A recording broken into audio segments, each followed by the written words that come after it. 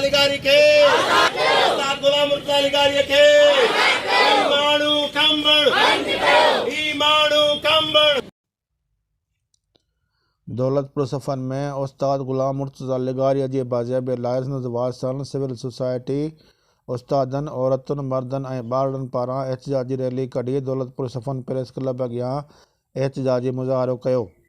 उन मौक़े ते उस्ताद गुलाम मुर्तज़ा लिगारी जी अमड़ ग़ुलाम फ़ातिमा लिगारी ऐं ॿियनि मुज़ाहिरीन नज़ीर डारी ऐं मिठल जिसकाणी ऐं ॿियनि चयो त असां पाकिस्तान जे इदारनि खे अपील कयूं था त उस्ताद ग़ुलाम मुर्तज़ा लिगारी खे जल्द आज़ादु कयो वञे। जेकॾहिं उस्ताद ते को बि केस दाख़िल थियल आहे त खेसि अदालत में पेश कयो वञे।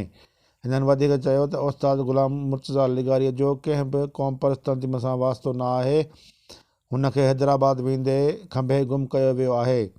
हिननि supreme court of Pakistan, chief of army staff ऐं इंसानी हक़नि जी तंज़ीमुनि खे अपील कई त नोटिस वठी उस्ताद ग़ुलाम मुर्तज़ा लिगारी खे आज़ादु कयो वञे।